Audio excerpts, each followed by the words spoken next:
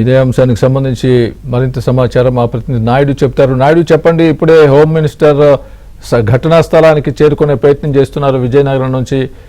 ఈలోగా అధికారులు ఈ ఏదైతే ప్రమాద పరిస్థితి తీవ్రత ఏ విధంగా ఉందని చెప్తున్నారు? ఎందుకంటే చాలా మంది ప్యానిక్ గా ఉన్నారు అక్కడ పనిచేస్తున్నటువంటి ఉద్యోగులు. స్వామి, అది అంటే తీవ్రత అనేది ఎక్కువగా ఉండేటువంటి అవకాశం ఉంది. ఎందుకంటే ఆ ల్యాడిల్ ఏదైతే ఉంటుందో చూడటానికి అంటే మనకి విజువల్ అయితే చిన్న బకెట్ లా ఉంటుంది, బట్ అందులో టన్నుల కొద్ది స్టీల్ పడుతుంది. సో ఇంకొకటి ఏంటి అంటే అది ఒకసారిగా ద్రావకం పైన ఒలిగిన తర్వాత అది స్ప్రెడ్ అవడానికి ఇప్పుడు ఏదంటే పైనుంచి హైట్ లోంచి పడటం వలన అది మూవింగ్ టైంలో పడింది కాబట్టి సో అందులోంచి కేవలం ఒక కొంత ల్యాడిల్ లో ఉన్నటువంటి ఏదైతే హాట్ మెటల్ ఉందో అది ఒలిగి ఒక డ్రాప్ మీద పడినా కూడా అది చాలా సివియర్ గా ఉండేటువంటి అవకాశం ఉంది. ఎందుకంటే హెవీ టెంపరేచర్ ఉంటుంది. సో మరోవైపు ఏంటంటే అది దేని మీద పడితే అది బర్న్ అయిపోతుంది, కాలిపోతుంది. సో కాబట్టి ప్రమాద తీవ్రత పెరగడానికి, ప్రమాదం పెద్దదవడానికి కూడా అది ఒక కారణం. సో ఎందుకంటే అది మెటల్ పడినటువంటి పార్ట్లు చుట్టుపక్కల ఏమున్నా అంటే ఆ స్థాయిని తట్టుకునేటువంటి మెటల్ ఐరన్ ఉంటే ఓకే, మిగతా పార్ట్లు ఏదున్నా కూడా అదంతా కూడా బర్న్ అయిపోతుంది. కాబట్టి సో సివియారిటీ అనేది ఎక్కువగా ఉంది. ఇప్పుడు ఆ మంటలను అదుపు చేసిన తర్వాత ఒకసారి ఇదంతా పొక్కమ్ముకున్నటువంటి పరిస్థితి. సో అక్కడ ఏం జరుగుతుంది ఏంటి అనేది ఇది ఉండేటువంటి పరిస్థితి లేదు. దాన్ని ఒక్కసారిగా చల్లబరిచిన తర్వాత అందులోంచి కెమికల్ వచ్చేటువంటి దాన్ని కూడా అక్కడ పీల్చి సహాయ చర్యలు చేసేటువంటి పరిస్థితి కూడా ఉండదు.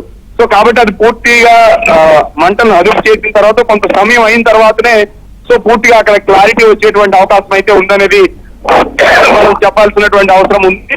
ప్రస్తుతం అయితే మాత్రం ఎవరైతే చనిపోయారో వాళ్ళందరినీ కూడా ఇక్కడ ఆసుపత్రి వీటికి తరలించినటువంటి పరిస్థితి అయితే మనకి ఉందనేది మనకి అదే మృతదేహాలని మిగతా నాలుగు మృతదేహాలు ప్రస్తుతానికి ఐడెంటిఫై చేసినట్టు కూడా మనకి తెలుస్తుంది. మిగతా వాటి విషయాల్లో అయితే ప్రస్తుతానికి ఇంకా ఎందుకంటే క్లారిటీ అధికారికంగా అయితే ఇంకెవరు ప్రకటించినటువంటి పరిస్థితి అయితే లేదు. ఎందుకంటే కలెక్టర్ కానీ సో ఇక్కడ ఉన్నటువంటి ఆర్టీఓ అలాగే ఇటు ఎవరైతే స్టీల్ ప్లాంట్ చెందినటువంటి అధికారులు వీళ్ళందరూ ఘటనా స్థలానికి ఆల్రెడీ చేరుకున్నటువంటి పరిస్థితి ఉంది. ఫైర్ టీం చేరుకుంది, రెస్క్యూ టీం చేరుకుంది. సో మరోవైపు గాయపడిన వాళ్ళందరినీ కూడా సిటీలో ఉన్న ఆసుపత్రికి ఆల్రెడీ తరలించినటువంటి పరిస్థితి అయితే ఉంది. అది మరి కాసేపులో పూర్తి స్థాయిలో ప్రమాదంలో ఎంతమంది పూర్తి స్థాయిలో గాయపడ్డారు, ఎంతమంది మృతి చెందారు, ఎంతమందికి సీరియస్ గా ఉంది, సో వాళ్ళ వివరాలు ఏంటి, ఆ టైంలో ఎంతమంది డ్యూటీలో ఉన్నారు, ఇవన్నీ కూడా బయటికి వచ్చేటువంటి పరిస్థితి అయితే ఉందనేది మనం చెప్పొచ్చు. స్వామి నాయుడు, ఇలాంటి స్టీల్ ప్లాంట్ లో అంత అంత డేంజరస్ ప్లేస్ లో ఏదైతే ల్యాడర్లో లిక్విడ్ ఐరన్ వెళ్తున్నప్పుడు అక్కడ ఇలాంటి ప్రమాదాలు జరిగే చోట అంత దగ్గరగా మనుషులు ఉంటారా? సర్వీస్ చేయాల్సిన అవసరం ఉందా? లేటెస్ట్ టెక్నాలజీ డెవలప్ అయిన నేపథ్యంలో అక్కడ కూడా పని చేయాల్సిన అవసరం ఉందా? అలాంటి ప్రమాదకర పరిస్థితుల్లో ప్రమాదకరమైనటువంటి ప్లేస్ లో ఏదైతే స్టీల్ ప్లాంట్ స్వామి ఇందులో ఏంటి అంటే SMS2 విభాగంలో ఏదైతే హాట్ మెటల్ మోల్డ్ చేసిన తర్వాత సో అది ఆటోమేటిక్ సిస్టమ్ ఉంటుంది. సిస్టమ్ ద్వారా మానిటర్ చేస్తుంటారు, దాన్ని మూవ్ చేస్తుంటారు. బట్ అది ఏంటంటే దిగిన తర్వాత దాన్ని తిరిగి పూర్తి స్థాయిలో బకెట్ హాఫ్ మాత్రమే ఇలా బెండ్ అవుతుంది. మిగతా పార్ట్ ని సో నార్మల్ ఇక్కడ ఉన్నటువంటి కార్మికులు ఒక పెద్ద ఐరన్ రాడ్ లాంటిది పట్టుకొని దాన్ని మూవ్ చేసి మిగతా మెటల్ ఉంచుతారు. సో అంటే ఆటోమేటిక్ సిస్టమ్ ఎంత ఉన్నప్పుడు కూడా దాంట్లో వచ్చేటువంటి లోపాలు కానీ పడినటువంటి వాటిని క్లియర్ చేయడానికి కానీ వీటన్నిటికీ సంబంధించినంత వరకు కూడా పూర్తి స్థాయిలో మనుషులే ఆపరేట్ చేస్తున్నటువంటి పరిస్థితి ఉంటుంది. సో ఆటోమేటిక్ సిస్టమ్ ఉన్నప్పటికి కూడా ఆపరేట్ చేసేది మిగతా చేసేది అంతా కూడా వీలే ఉంటారు. అందులో ఖచ్చితంగా ఆ టైంలో పని చేస్తూ ఉంటారు. సో ఎప్పటికప్పుడు క్లియర్ చేయాల్సినటువంటి అవసరం కూడా ఉందనేది మనం స్పష్టంగా చెప్పాల్సినటువంటి అవసరం ఉంది. స్వామి ఓకే, యాక్సిడెంట్ అయింది, మొత్తం బ్లాస్ట్ అయిపోయింది. అసలు ఎవరికి ఏమైందో ఏటో ఏమీ తెలియలేదు.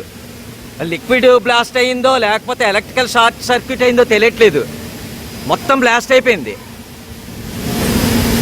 క్రేన్ 2 కాలిపోతుంది పైన. అయితే ఇమీడియట్గా ఎవరైనా ఫస్ట్ ఎయిడ్కి వాళ్ళకి ఫోన్ చేయండి ఇమీడియట్గా.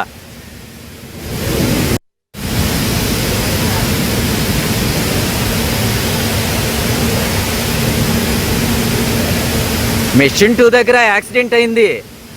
మెషిన్ 2లో యాక్సిడెంట్ అయింది, మొత్తం బ్లాస్ట్ అయిపోయింది. అసలు ఎవరికి ఏమైందో ఏటో ఏమీ తెలియలేదు.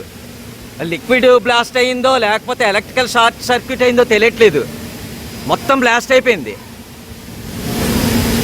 క్రేన్ 2 కాలిపోతుంది పైన. అయితే ఇమీడియట్గా ఎవరైనా ఫస్ట్ ఎయిడ్కి వాళ్ళకి ఫోన్ చేయండి ఇమీడియట్గా.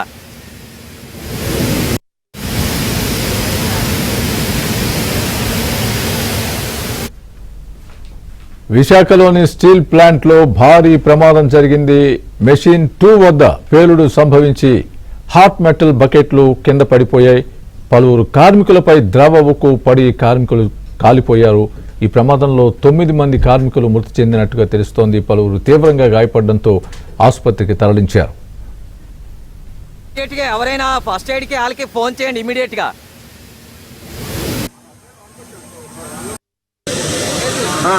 అది సిద్ధి మంచి మెట్లో ఎండినవి